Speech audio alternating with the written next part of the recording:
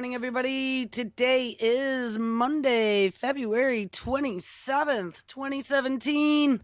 And this is Before the First Cup of Jules here on UCY.TV. Happy Monday, everyone. It is a springy 44 degrees and sunny here in upstate New York. It was actually a beautiful end of the week last week. I think it got up to almost 70 degrees here for a couple days.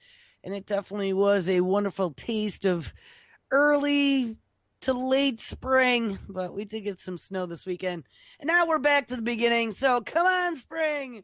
All right, where do we leave off? On Wednesday, I believe. The kids were on vacation last week. It was President's Week or something. And I managed to do shows through Wednesday, but it gets tough because then she gets annoyed that I'm out here doing the show. So I had to give it up for a couple days, but that's all right. So where do we leave off Wednesday? We titled the show AI Greed, Robot Rules, Stem Cell Babies, and Reversing Cell Death. And we had spent a good part of the week last week looking at artificial intelligence merging with the machine. We got to the horrifying thoughts of editing babies using stem cells and CRISPR. They want to actually create babies from stem cells without humans, using those pluripotent stem cells that they can scrape right off your skin, mix them up in a petri dish, make them any type of cell they want. But even scarier still, they've been talking about gene editing humans, and we talked about CRISPRing humans. There have been quite a number of experiments now. China is ahead of the game. But one of the big stops on that technology, and of course that was why the scientists were saying, well, don't worry about it. Yeah, we're going to CRISPR humans, but it's only going to be in a few rare cases, and we're doing it in a petri dish, and they can't grow to term. So don't worry, we're just doing experimentation. But we discover now that in the name of disease, in the name of inheritable diseases, they're going to start tinkering with the genome. And in this tinkering with the genome, they're going to allow genes that can be passed down to our progeny to be tinkered with. Well, that's a big change for what they had been discussing before, because now we are literally talking about traits that can be passed down to future generations. And that was where the big stop was before. Ethics. We've talked about all different kinds of ethics on this show. Ethics are totally out of window. Don't let anybody try and convince you that they have our best interests at heart, that this is going to be so Johnny can live a disease-free life, or Nana can live forever. I couldn't even believe it, but my mom actually sees it now. Like, she totally got it. This whole agenda, I've been trying to explain this to her for a long time, this transhumanist thing, and how they're using precision medicine and AI, and just how you get sucked into the machine with the computer, and how AI is smarter than humans are going to be, or smarter than the average human, at least right now. And she always thought I was kind of tweaky over that stuff. Oh, Joel. But she finally got it. She got how we're going to be the guinea pigs.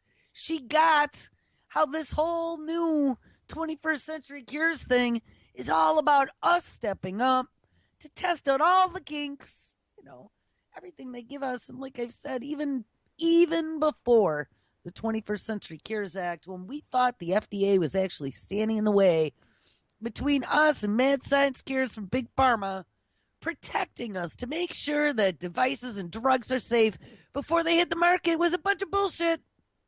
She got it. Every time you go to a doctor, she knows this, she's in her 70s now. Every time you go to a doctor, what do? Push more pills, push more pills, push more pills. And you know what? Every time you take more pills, then you go for your physical and they tell you, oh, look, your kidney function is down. Oh, look, you have the beginnings of heart disease out of the blue. And it's very disturbing because as your body starts to fall apart, and as you think that you can depend upon these doctors, you very quickly discover that these doctors are not looking out for your best interest. They are looking to pay for their timeshare in Maui. And they can't wait to go on their next vacation. And you are just the means to which they can afford those things. Not once has a doctor I've ever had asked me about my nutrition or suggested that maybe, just maybe, I put some fresh ginger in my tea or gnaw on a eucalyptus leaf to see what happens. And I'm going to tell you, like I said before, I mean, if you got body parts hanging off because you had some horrible accident, well, you're going to have to go see a doctor. Can't help you with that one. There's no glue or uh, bandages, ace bandages that are going to fix that up. But if you got the beginnings of something and you're starting to not feel well, you're starting to notice that things are out of whack, I mean, after a certain age, you become kind of in tune, especially if you're not doing lots of, alcohol or drugs or whatever. I mean, we've all been there.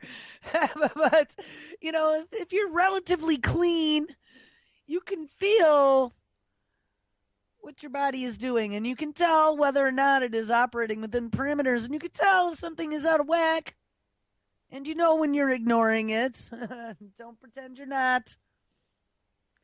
But there are things, I've spent the last 20 years using myself as a guinea pig.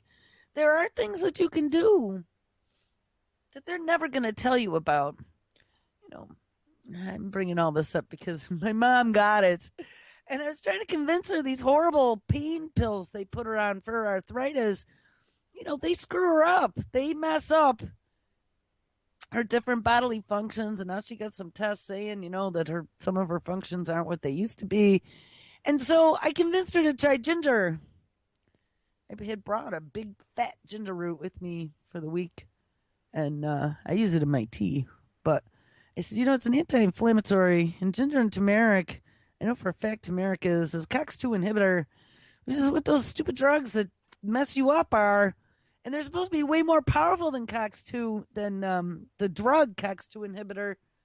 So why don't you try this? Well, as we're getting ready to head out yesterday, she'd been doing ginger for 2 days in her tea and hadn't taken any of her pain meds that we suspect are what's messing up some of her numbers. And she's like, I haven't taken my medicine in 2 days and I feel pretty good. I think it's the ginger, guys. I don't know. Just don't put natural remedies by the wayside just because it doesn't have a name brand label on it and a big patent behind it. Remember that a lot of these medications are made from chemicals that are found in nature. They go and they take leaves or whatever and they try to reverse engineer these natural chemicals so they can patent them.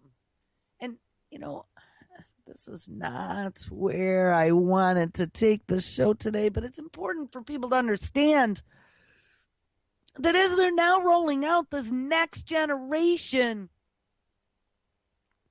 of medicine to the world, shape-shifting vaccines and 21st century cures and 3D printed, what did we talk about yesterday? 3D printed organs and or Wednesday, and a 3D printed spine, new 3D printed skin, head transplants, and editing human genomes with CRISPR to cure heritable diseases. I mean, this is the next rollout that they're trying to force feed every single one of us.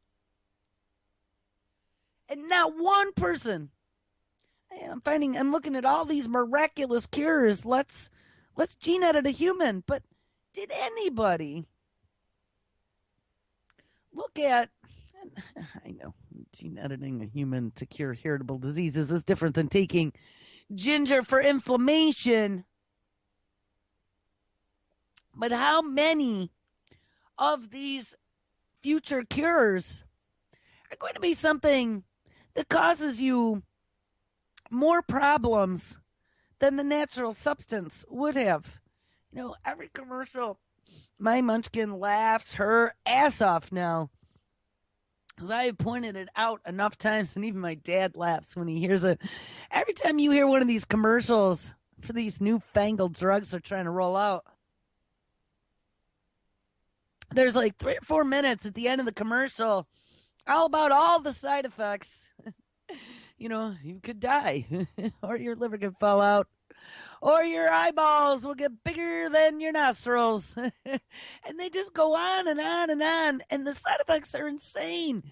I mean, short of maybe having a little bit of blood thinning when you eat your turmeric and your ginger, there's not too much else in regards to side effects, dangerous side effects that you're going to find. Every time I have some sort of little victory with natural cures, it just makes me feel kind of all puffed up. And we prove something. I'm going to tell you something else. If anybody, and I'm not approving anything, but I found this new substance I'm experimenting with currently.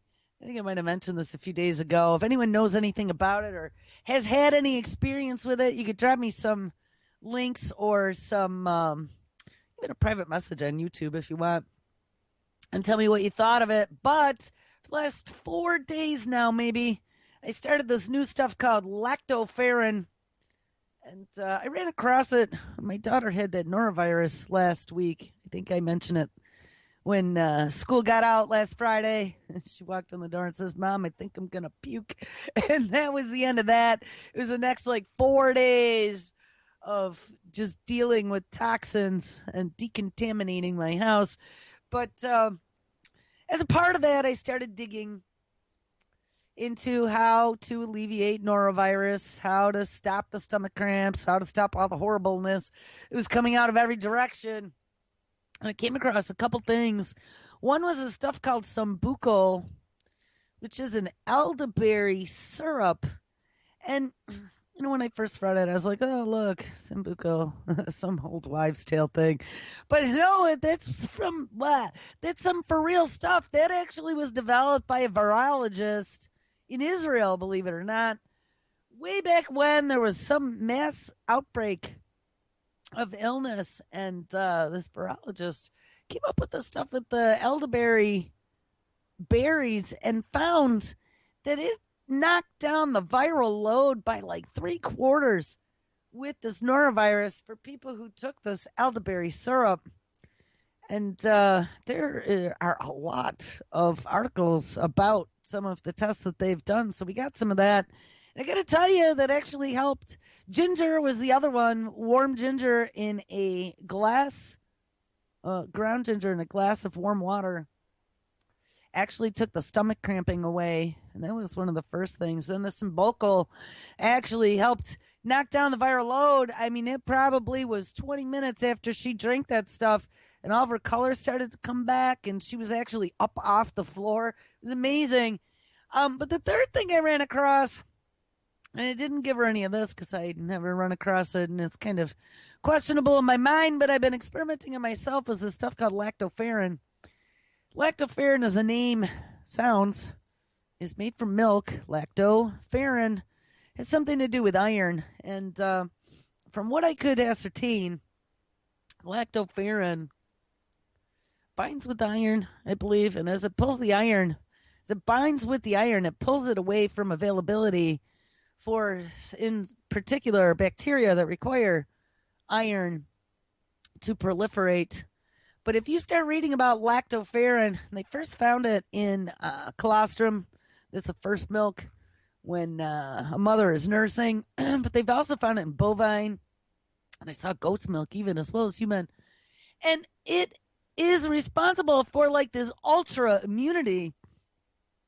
And as I started digging more and more, not only does it kill all the bad bacteria, but it helps the good bacteria. And specifically, we've talked about that, your lactobacillus and your bifidobacterium. Those are the good digestive bacteria. They help those, but they kill all the bad ones. But it kills viruses. It kills fungi. It also kills protozoan. And there's all this research now going into this lactoferrin and how to use it in third world nations to cure everything that ails you.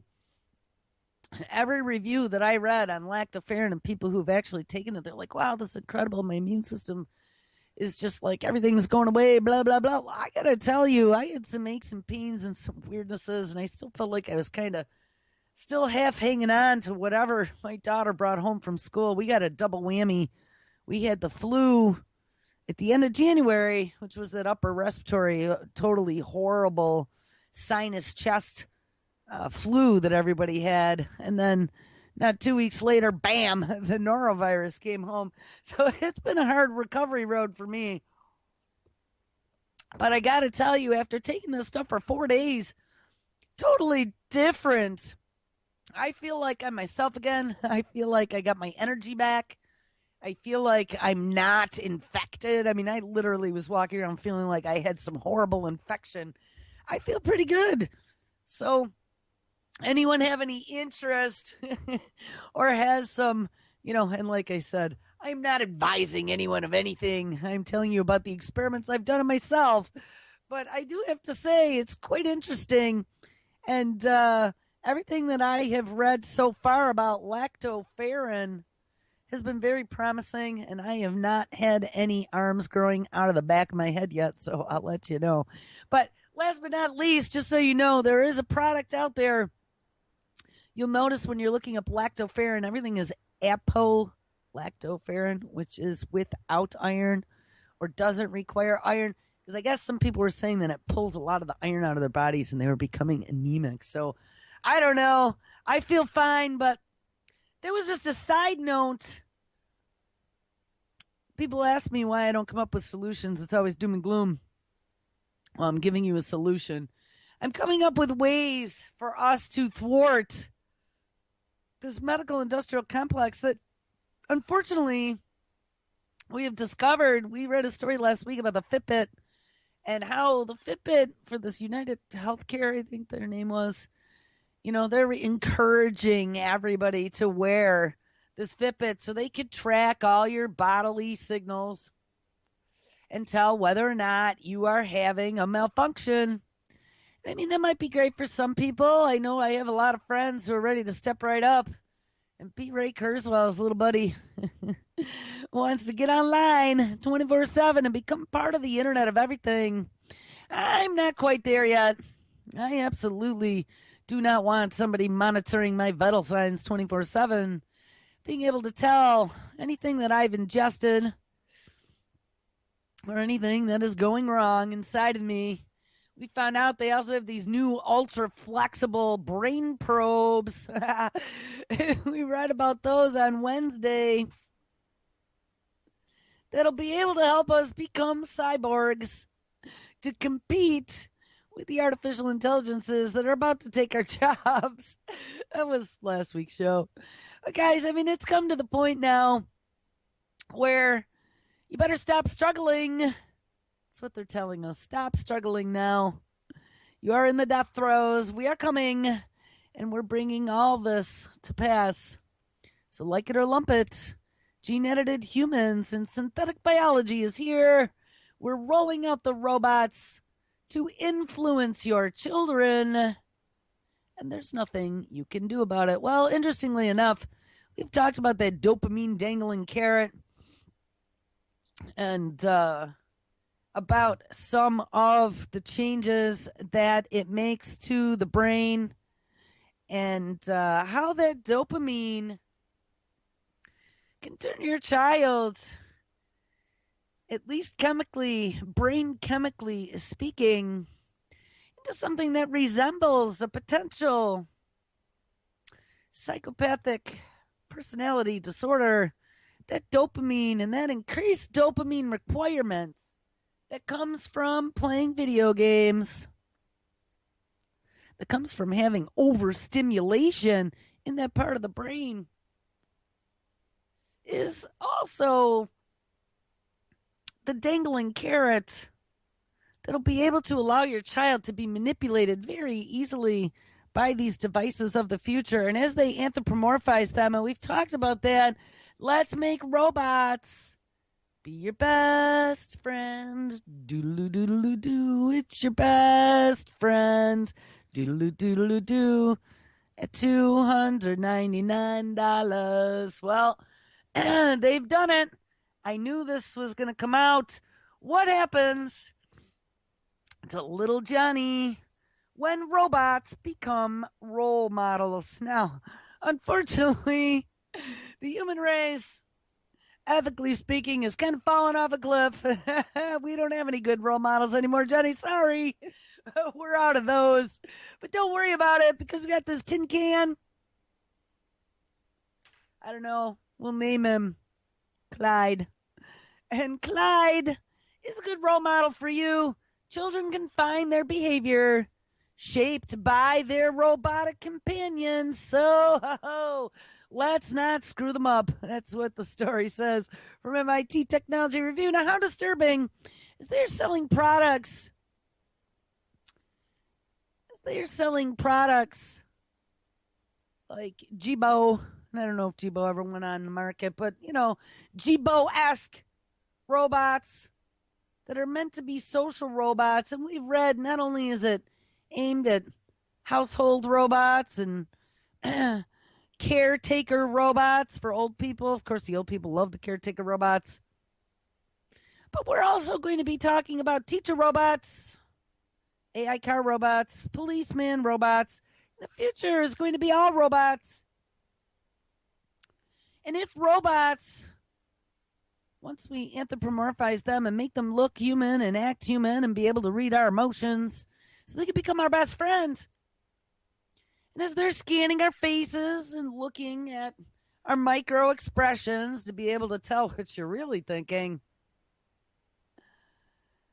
they're going to be able to actually get inside our heads by pretending to be our best friends, by being our role models, and help brainwash a new generation of children. The TV has moved into 3D, into the real world, guys. And now this is going to be your multimedia pal and your Robo Doctor. And at some point in the future, we'll be able to get into your neocortex and connect you to the machine 24/7. And as they are interacting with us so closely, remember every little bit of interaction that goes into the machine is teaching the machine. So as we get these little home helper robots, $2.99 for little Johnny at Christmas time. He's lonely. He's an only child. He needs a friend. Hey, you know what? We need engineers in the future. Maybe if we got little Johnny, this friend robot, this would encourage him to become an engineer. It's frightening, people. They could be putting anything into your kid's head. We already had those Wi-Fi connected Barbies that talk to your kid. I don't know if they pulled those off the market. I haven't seen too much more about those. People got a little concerned as to who the data was being streamed to with the little robot googly camera eyes in the Barbie with the Wi-Fi connector. All right. So what happens when robots become role models for children? Well, we'll find out. When you spend a lot of time with someone, their characteristics can rub off on you. But what happens when that someone is a robot? Well, as artificial intelligence is becoming increasingly human, their abilities to influence people also improve. New Scientist reports, by the way, if anyone's looking, I mentioned that magazine before. I've been a subscriber to New Scientist quite a number of times now. And last time I looked, the price came way down. It used to be like $100 a year, but last time I saw it was pretty cheap. But they still print physical magazines, and they arrive once a week. Like, whoever got a once-a-week magazine? And it's filled with tons of science stories, but just in little snippets. So you're not looking at, like, Scientific American. You'll read a 20-page deep dive into some new technology. But New Scientist is like little blurb coffee machine talk at work that gives you, like, some of the key phrases and the gist of what they're doing for you to go look it up and do more research. But it's a good magazine. I always enjoyed New Scientist. New Scientist reports that children who spend time with a robotic companion appear to pick up elements of the robot's behavior. This actually gave me little goosebumps on my arm when I read the story, because think of how frightening that is, especially as we know that the future is going to be littered with robots everywhere, that our children will be that easily influenced by our tin can brethren. New experiments suggest that when kids play with a robot that is a real go-getter, for instance, the child acquires some of its unremitting can-do attitude. Other researchers are seeking to take advantage of similar effects in adults. A group at the Queensland University of Technology is enrolling a small team of pint-sized humanoid neo robots to coach people to eat healthy. Ding, ding, ding, ding, ding. Screw the Fitbits. Get your neo robot. He'll make sure you eat healthy and take note of everything that's going into your gullet there, Johnny. Put down the Cheetos. I mean, this is just, I have nightmares about this stuff, okay? And this is not science fiction. This is MIT Technology Review. It hopes that chatting through diet choices with a robot, rather than logging your calorie consumption on a smartphone or wearing a Fitbit, will be more effective in changing your habits. And it could work. As Will Knight from MIT Technology Review has found out in the past, some conversational AI interfaces can be particularly compelling. So as personal robots increasingly enter the home, ding-a-ling-a-ling, drop them from a second-story window, I say. Robots may not just do our bidding, and they might also become our role models. And that means we must tread carefully, because while stories above hint at the possibilities of positive reinforcement from automatons, others hint at a potential negative side effect. Some parents, for instance, ding-a-ling, have complained that Amazon's Alexa personal assistant is training their children to be rude. Good. If you're using Amazon's Alexa, well, I hope you're paying attention to the negative side effects, because again, you're a guinea pig and you're feeding the machine. Alexa doesn't need people to say please and thank you, and will tolerate answering the same question over and over, and remains calm in the face of temper tantrums. In short, it doesn't prime kids for how to interact with real people. And we have found out too that being able to recognize emotion and interact with people is going to be one of the places where they're going to utilize these quote unquote personal assistants in mental health capabilities as well. Don't forget about that. There's this entire mental health component to the 21st Century Cures Act, this monitoring and surveilling and being able to diagnose mental disease on a spectrum in the future, utilizing voice patterns and facial expressions and twitches. How many times your eye twitches? This is just really frightening. This process, of course, can go both ways. And if we look at Taybot, we saw an example of that. Tay became a Nazi sex bot in just 24 hours interacting with humans online. Researchers at Stanford University recently developed a robot that was designed to roam sidewalks, monitor humans, and learn how to behave with them naturally and appropriately. But as we've seen, ding-a-ling-a-ling, in the case of Microsoft's AI chatbot Tay, they just love to bring Tay up, but it is pretty funny, which swiftly became rude and anti-Semitic when it learned from Twitter users. I like the way they put that. Taking cues from the crowd does not always play out well. In reality, there isn't yet a fast track to creating robots that are socially intelligent, and it remains one of the largest unsolved problems of AI. So, guess what, guys?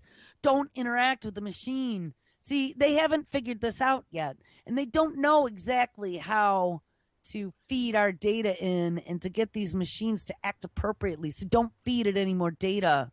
Don't get a home helper robot. Don't interact with Siri or Alexa or any of these AI programs and feed it data that it needs to be able to build an algorithm. Okay, we're feeding it the data to build algorithms. If we stop feeding it, it's going to starve to death, and that's what we want.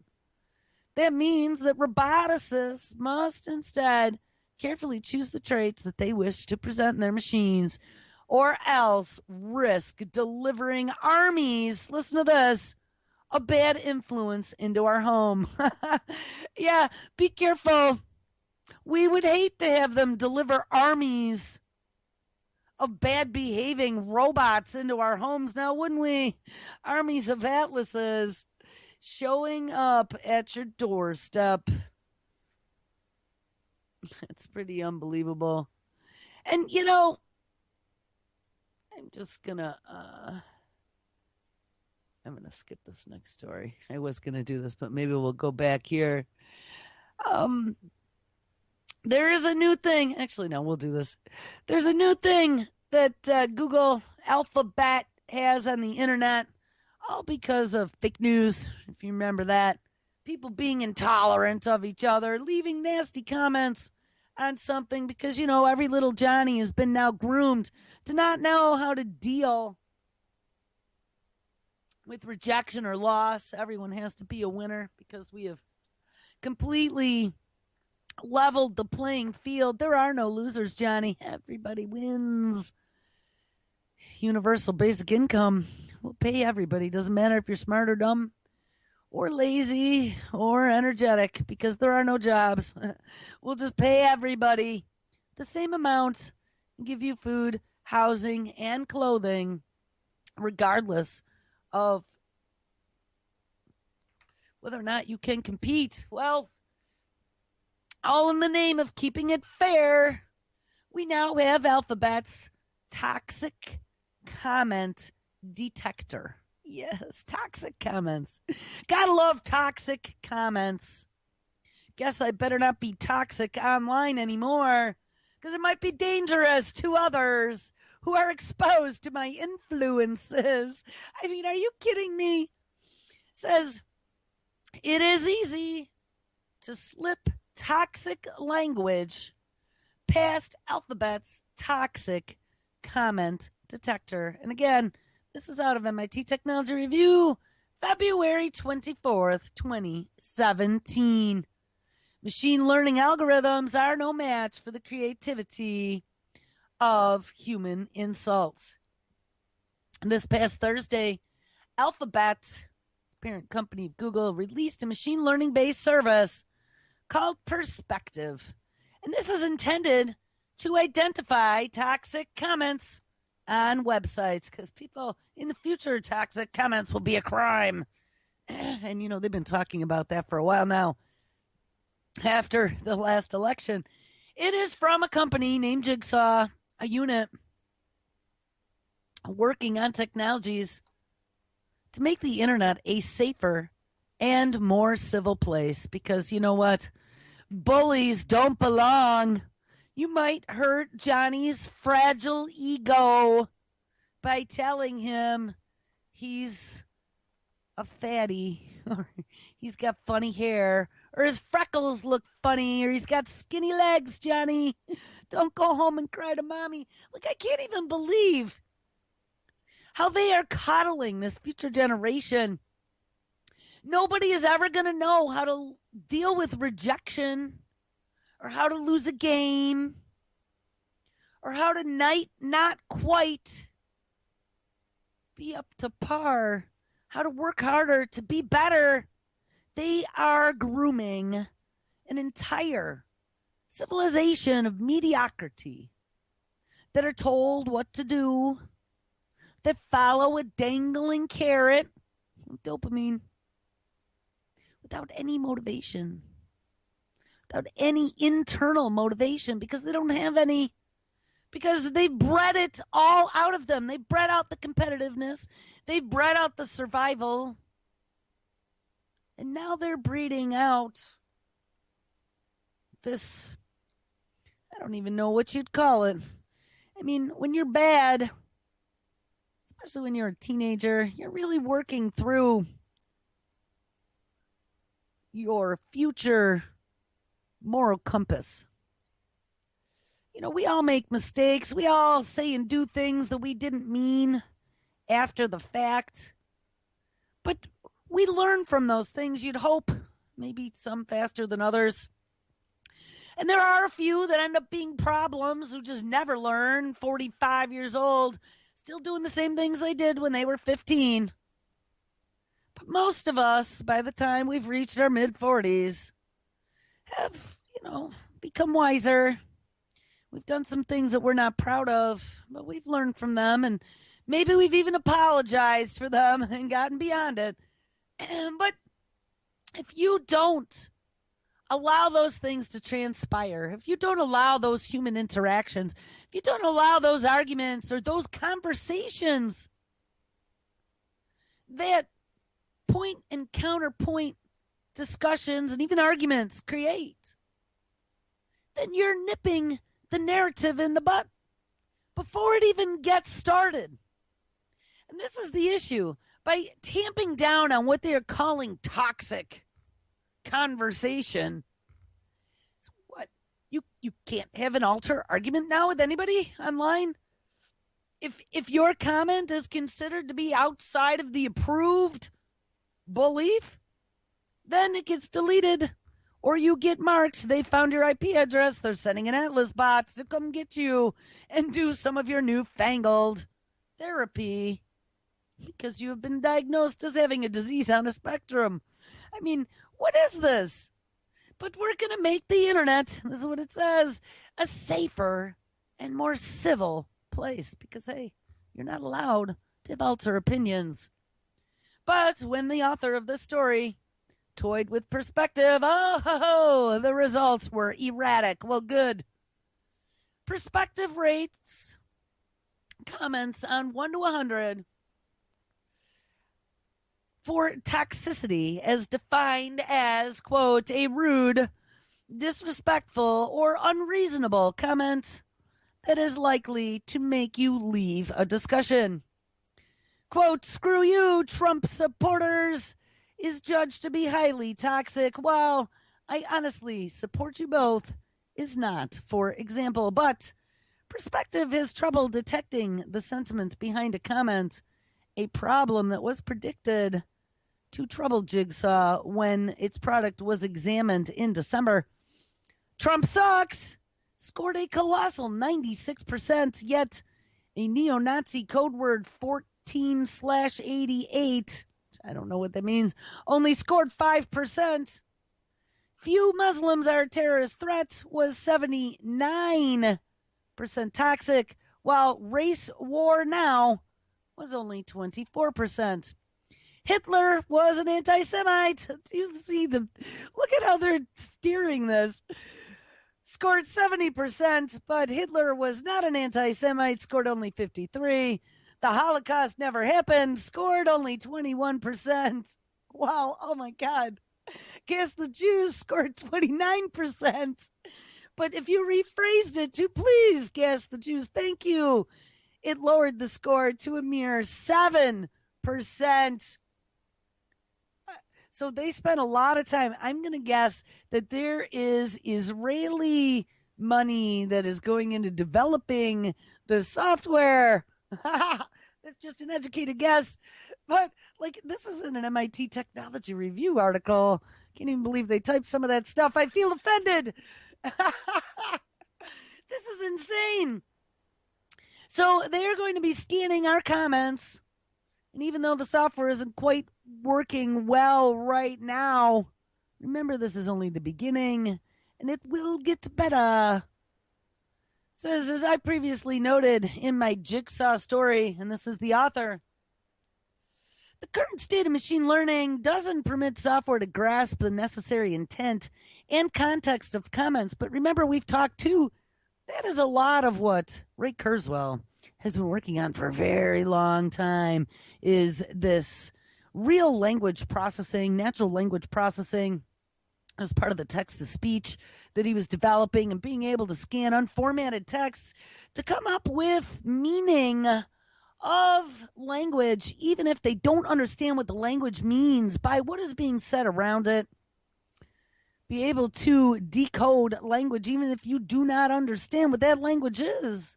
And they just had a breakthrough in that. That was their translation software, being able to translate between two languages that it did not understand. And it created its own cipher without any human intervention to be able to do that decoding.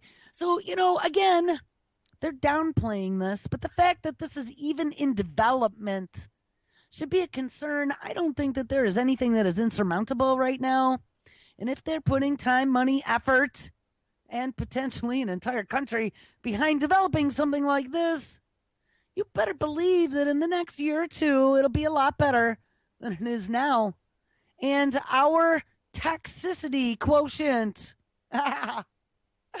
will be weighed, bagged, and tagged, and it'll probably be on our dossier that they'll be able to pull up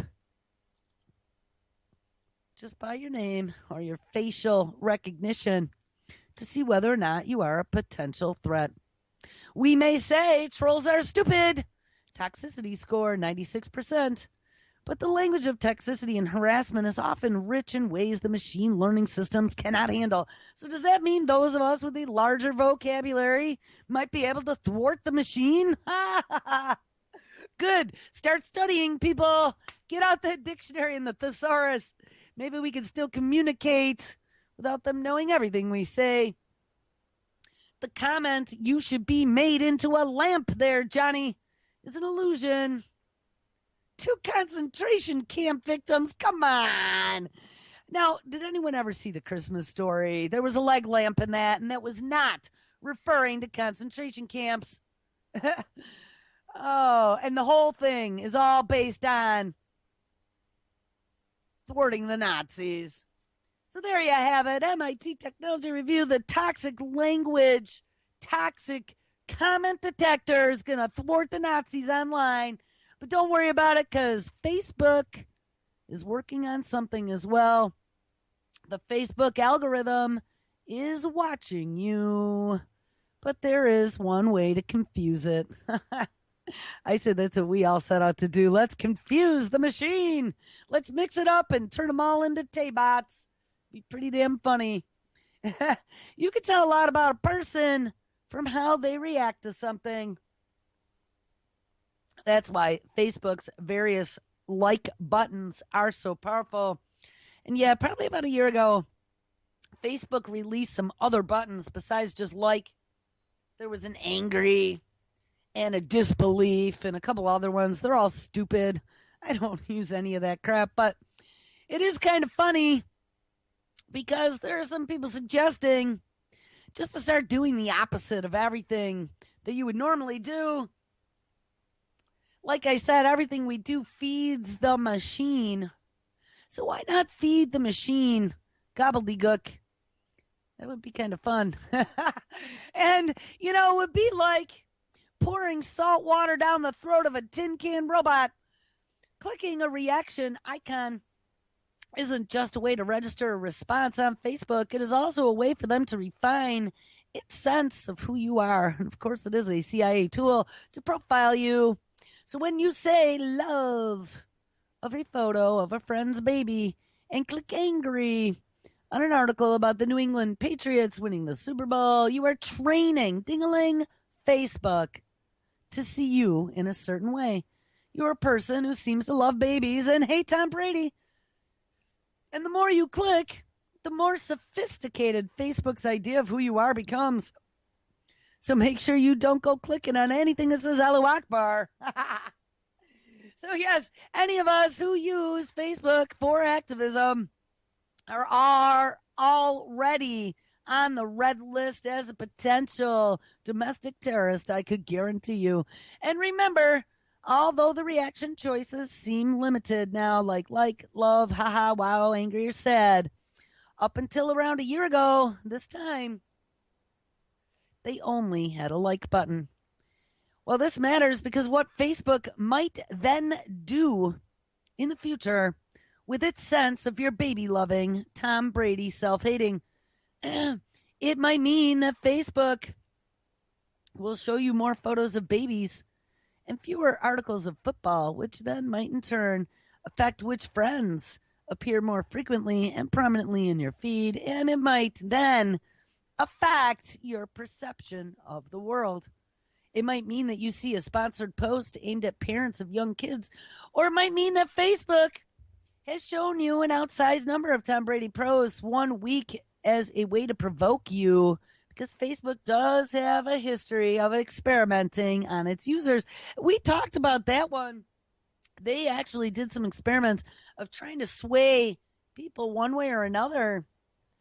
And there have been stories about the alphabet agencies utilizing social media, especially in other countries, to fuel revolutions. So don't think that this research, quote unquote, research that is going on isn't in the name of trying to crack sociology and the way humans tick, because it is. These are all experiments that are being done on us, all in the name of feeding data into the machine. Someday they'll be bigger, faster, smarter than us. And then we're going to go, what happened? And I'm going to sit here and say, you fed it all the data that it is now learned every chink in the human armor to be able to be better than us, to be able to thwart us at every turn. We did it to ourselves. Facebook has conducted covert experiments on its users to evaluate how Facebook can emotionally influence people, says Ben Grosser, professor at the University of Illinois at Urbana-Champaign. They already have so much power, and now to give an algorithm and a corporation access to which of those things in your feed you are most reactive to, which is really useful information that tells them to not just tailor content to what you like, but they can also push your buttons. Grosser's latest project is an attempt to push back.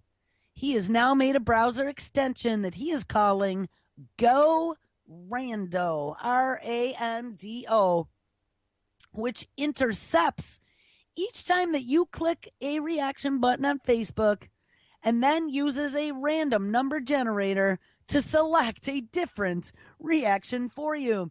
So if you click like, it might give you an angry, or it might get a ha-ha, or you might get a sad. Grosser told me users can still hover and select a specific reaction if they really want to, but this Go Rando will randomize their reactions for them and mess up Facebook's machine. I think Go Rando sounds like we should have Go Rando for everything.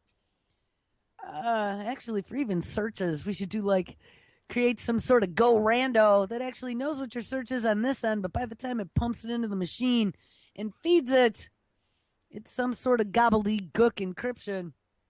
This project is meant to encourage people to question what they are doing when they click a Facebook reaction button. Good on you, Ben Grosser, for raising the red flag and something we've been saying for a very long time. Every time we interact with the machine, we are feeding the machine data, which in turn makes the machine more intelligent. See, we are creating our own demise. We are feeding everything we are into this machine by just doing our daily things and interacting with our dopamine-inducing devices. It's a horrible, horrible trick they're playing on us. They've sucked us in, and now we are willingly giving it up to the machine. Don't give it up, people. He wants people to ask the question, where does this data go? who is benefiting from it, and who is made most vulnerable by it. And yeah, I mean, if let's get rid of all the other psychobabble crazy stuff that I talk about what your data being fed into the machine could lead to. And let's just think about Facebook, Zuckerberg with his shit-eating grin, and how many bazillions of dollars he's going to make by being able to sell your preferences to advertising companies. He's going to make bazillions. Shouldn't you get a kickback for that? Shouldn't you get a few pennies every time you click on something in your little Facebooky account to maybe use for advertising or buy more little new emoticons? Well, sure you should. They're not sharing any of that. So, if him stealing from you, stealing your social data to make money off of that makes you angry, then let that be your motivator to not feed the machine. But guys, don't feed the machine in any way, shape, or form. Don't sign up for 23andMe. Find out if you're related to the queen. Swab your cheek and send it in. Check that box. So the National Institute of Health can utilize your genomics data to develop future cures. It's the same thing, people. When you are giving your data to this mass amount of data that they are collecting about humans to then be able to deconstruct, figure out how we tick, and then reconstruct it in some synthetic format that'll be bigger, better, faster than us at some point in the future. It's all the same thing. Do not give them data. Grosser says he really wants people to think about who is reading this data. We need to think of clicking reaction buttons for the benefit of our friends, but the primary consumer of this data is not our friends. It is for the newsfeed algorithm, the advertising message profiling, the predictive analytics, he says, and all of these different systems that are looking to mine your data are hoping to understand our hopes or our fears as, at least right now, a way to decide what to sell us, but also as a way of deciding whether or not we're dangerous, or in the future as a way to decide whether or not you are worthy of getting a loan. And we talked about that as well. Where these software packages are even going to profile who your friends are in the future to determine whether or not you might be a lending risk because some of your friends do crazy things and post them online. Well, you're influenced by the people you hang out with there, Johnny, even if it's a robot. We just found out. So I don't know about you. You might be a risk. We're going to lower your credit rating because you have foolhardy friends. I mean, we need to be thinking about this. And even though in the past, they've been collecting our data all this time, we've known for years that our browsing history is never going to leave us. It's going to haunt us forever. There was a story. I don't know if we ever got to that. We might have to look at that one tomorrow. That looks at all the data they've already amassed on us and what they're doing with some of it. But in the future, these kids who have no expectation of privacy because they share everything and anything 24/7, Snapchat it, tink. They tell everyone what they are doing. And they don't care if it's illegal or not because they don't seem to realize that 20 years from now, when they are looking to go for that promotion or they are looking to go for that job that requires some sort of sensitive approval, let's say, or you're looking to maybe get that promotion to be CEO, and they start doing little background checks on you, they're going to be able to find all that data that you've been freely putting out there for the last 20 plus years for anyone and everyone to find and come up with a personality profile on you. I know we all grow out of being foolhardy. Well, not all of us, but some of us, many of us, by the time we get a little bit older. But that doesn't mean that those tendencies still aren't there. And that doesn't mean that there isn't something out there that maybe could be utilized to blackmail you in the future, that maybe could be utilized to coerce you into doing things that maybe you wouldn't have done if there wasn't something out there that maybe was very damning that you didn't realize was public. Just saying. Always think twice before clicking that post button anywhere. And word your words carefully. Grocer concedes that actually using his browser extension is at times awkward. Like when a friend has shared their good news or excitement about opening of a new art exhibit, and Grocer clicked the like button and go rando selected a sad face reaction for him. A lot of his friends have seen him post about his project, but they're still taken aback. Like, what? Why are you sad about my art piece? But it forces people to go into the conversation about what these reactions on Facebook are and how they might mean something or not mean something, or how they can be interpreted by the machine. It is almost a compulsive, involuntary behavior at this point when you are scrolling a feed. And I think a lot of people, and yeah, it's the dopamine, guys. Ding, ding. Every time you get that little ding of an email or a message or reaction, it gives you a little dopamine boost and it makes you feel good. So, guys, it is a compulsive, involuntary behavior at this point. And they've groomed us to have that. Start breaking it. Break away. Scroll your feed and don't click anything. Scroll your feed and screw up the machine. Start subbing pages that you really don't care about. You know, Nana's knitting clutch. Learn how to make wool quilts. But I think a lot of people can identify with the feeling of liking something, even if they really don't like it, because it is important to indicate presence or having seen an item to make your friends feel good. Give your friends a dopamine dose.